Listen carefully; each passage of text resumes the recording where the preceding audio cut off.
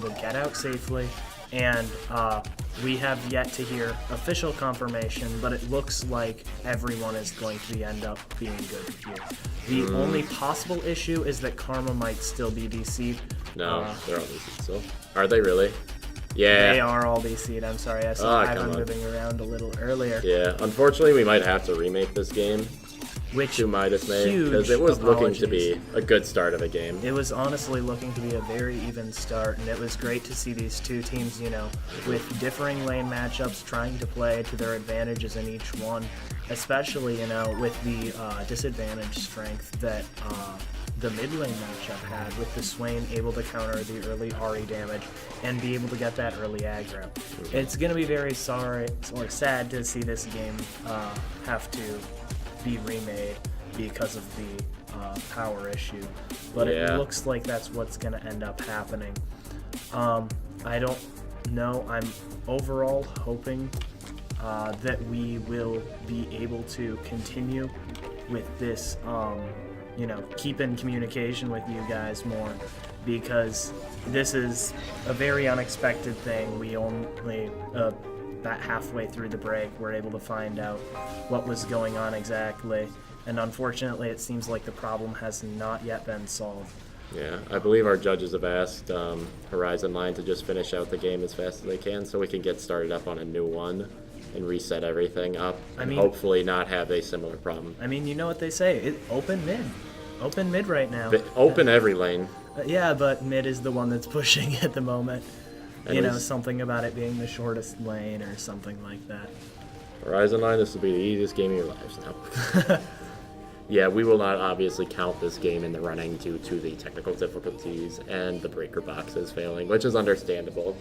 I mean, I almost had the one in here fail on me with one computer, so... That is true. These things are demanding because these are people's rigs that they put a lot of hard work and time into, and they draw a lot of power. They really do.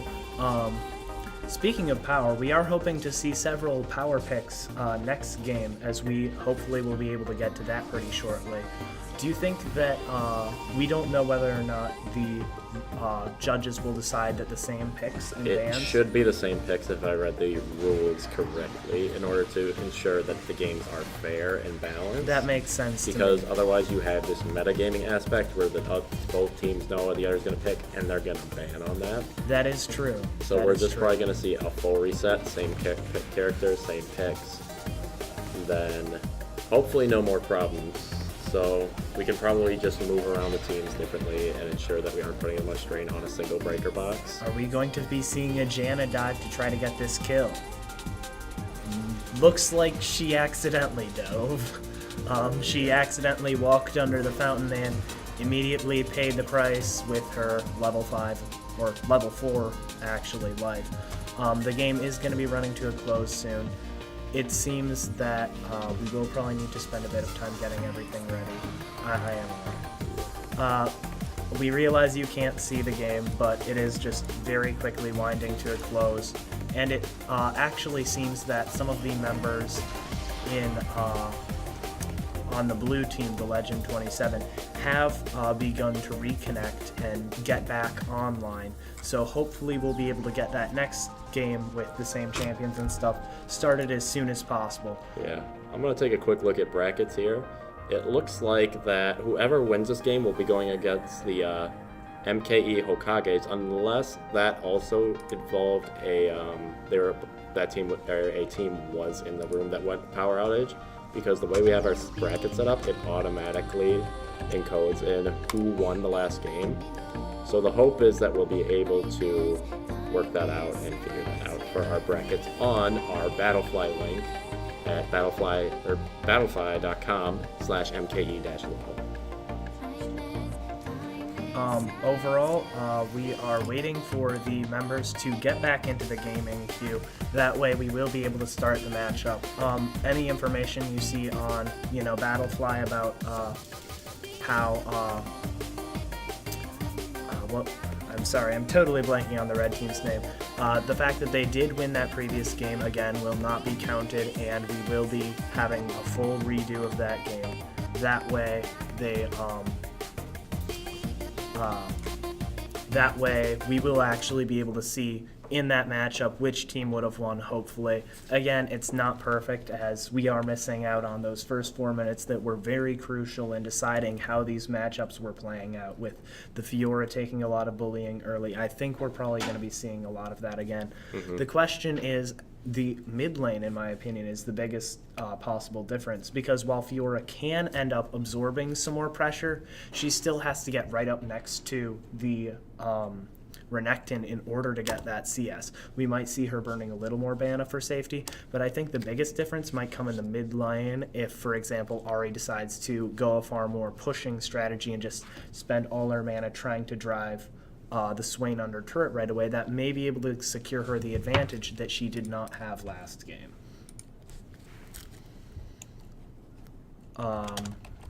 Currently, we are just trying to wait for the members to get back into queue.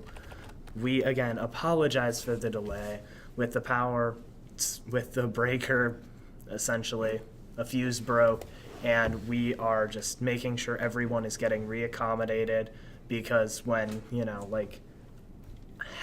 when more than half a dozen gaming rigs lose power, there's bound to be a lot of upset with getting that reacquainted to a new room with a better power supply, etc. My hope is just that none of those rigs got harmed badly, that they have adequate power supplies, like the gold plus rating or whatever you want on them, just so that they had the sort of buffer there for the loss of power, because I'd hate to see someone get a damaged PC off that. Yeah, that would be very, very rough.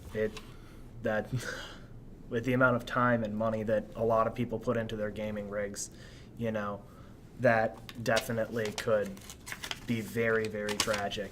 It seems that we are seeing more and more members of the teams show up. It seems that the teams are starting to fill out, and hopefully soon we will be able to dive back into that very, very short champ select, as everyone will have a champ that they are, supposed to be playing in the same role as prior. And we will see how the teams actually change their play patterns in order to make the difference. Last time we saw both Ivern and the Warwick start their red buff. Do you think that might end up changing as the next game, as we end up jumping into that? It's really hard to say. Personally, I think Ivern does benefit from having the red buff a little bit, but also at the same time, the mana given from the blue buff regen is very important for such a heavy mana user as him. Just Ivern's just that weird character. He jungles like no other because he doesn't jungle, basically. Yeah. His whole strength is his ability to take jungle camps with little to no detriment to himself, which is immensely powerful. But again, if the Warwick plays it right, he could end up putting himself into a position where he's able to get dominance over the jungle if, for example, he predicts what the Ivern is going to do and plays with his team around that. Mm-hmm. And looking at ranks, again, so lowest rank, or the highest rank on team HorizonLine Gaming is going to be a diamond player, and the highest will also be diamond on team 27. Legends 27. That is true. While Horizon does not have as many higher ranking members, the showing that happened last game showed that they did have tremendous amounts of teamwork and stuff when they were playing together. While we didn't end up streaming that game, it was very, very well coordinated by Horizon Dawn. We are actually going to be hitting the champion select phase right now, and we are just waiting a few seconds for everyone to, get all these bans and picks out of the way. And we should be seeing that fly by pretty fast as soon as, here we go. They probably just had to get back the list of what was banned and stuff last time. We're seeing the exact same bans. Mm-hmm. So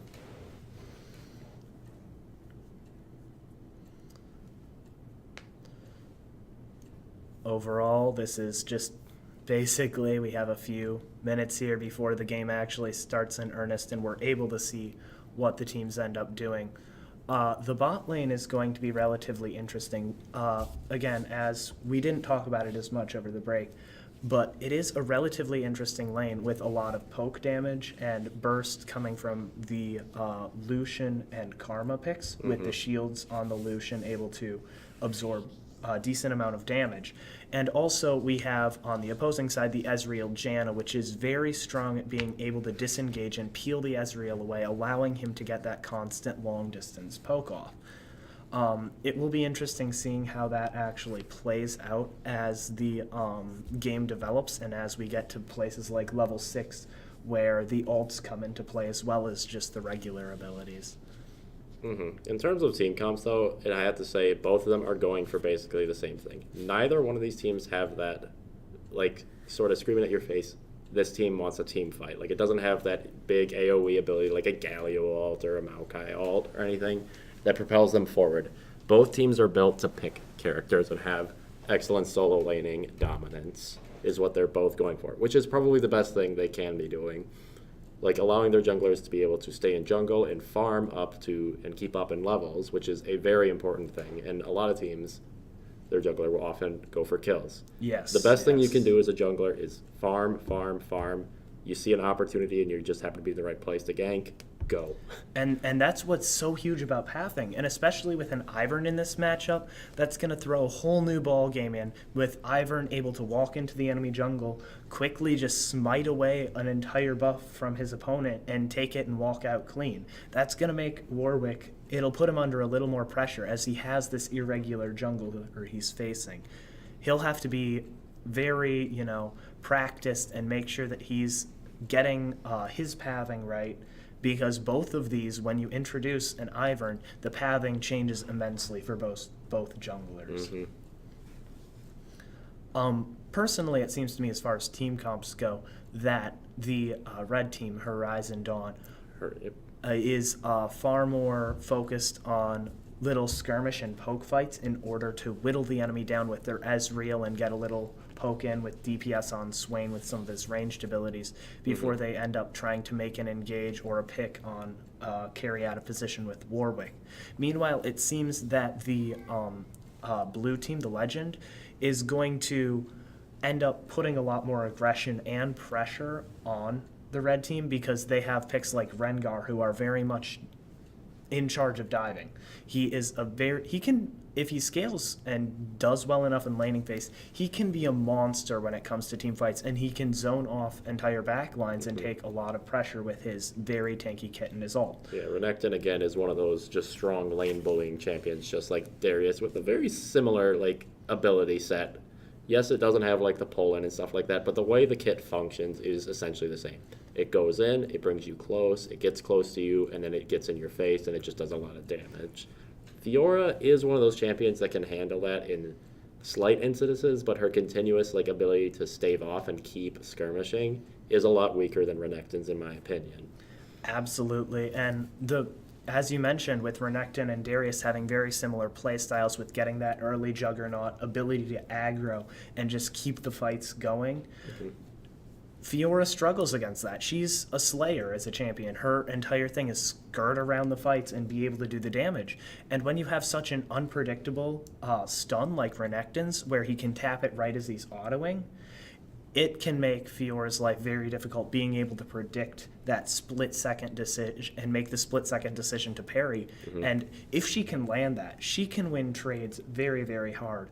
But against such hard-to-read CC like that, it can make her job far more difficult. Yeah. Let's hear chat's opinion on this. What do you guys think in chat? Do you think HorizonLine Dawn, or do you think the Legends 27? Put a hashtag on that and tell us what you think. But yeah, I agree. I think these teams are both stacked very evenly in terms of comps. Yeah. They both do effectively the same thing. It's just going to be a matter of skill lane matchups, because I think bot lane is definitely a matchup of skill. The matchup is very even and doesn't necessarily tilt in either one's favor. Each has very strong points and each has very low points, which the other team can exploit. Absolutely. You can also use hashtag blue team or hashtag red team, but the Legend is the blue side team, and Horizon Dawn is the red team. So that was a question in chat. Just so you know, those are the teams. As we are loading up into this match, we just need to wait a few more moments before we can see everyone exit base. And we are actually seeing Summoner's Rift just a few moments before the teams end up spawning. And we will